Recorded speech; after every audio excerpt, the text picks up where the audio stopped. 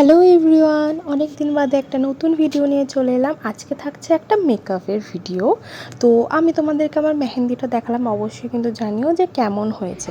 ফার্স্টেই আমি primer apply করে নিয়েছি, আর এখানে ফাউন্ডেশনটাকে আমি dot dot dot dot dot dot করে সারা মুখে আর গলায় ভালো করে অ্যাপ্লাই করে নিয়েছি।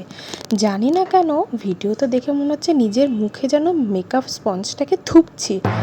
আমার মনে হচ্ছিল তখন তো বেশ ভালোই অ্যাপ্লাই করছিলাম, এখানে কেন এরকম থোপা থোপা দেখাচ্ছে বুঝতে পারছি না। যাই হোক, এখানে এখন আমি ব্লাশ অ্যাপ্লাই করছি, আর ব্লাশটা সামনাসামনিও দেখা যাচ্ছিল না, আর ফোনে তো দেখাই যাচ্ছিল না, বোঝাই যাচ্ছিল না আদৌ কি ব্লাশ আমি অ্যাপ্লাই করেছিলাম নাকি ভগবান জানে। যাই হোক, লিপ লাইনার ইউজ করে এবার আমি চলে এলাম একটা ব্ল্যাক বা ব্রাউন আইশ্যাডোর ইউজ করার দিকে।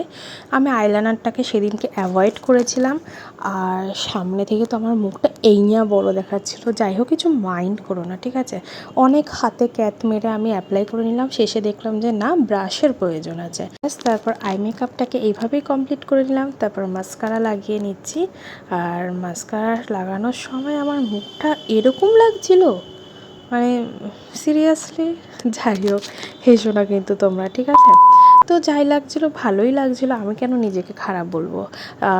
যাই হোক, মাস্কারা অ্যাপ্লাই করে ফেলার পর আমি যে লিপ লাইনারটা ইউজ করেছিলাম তার ভেতরে তো আমাকে লিপস্টিক অ্যাপ্লাই করতে হবে।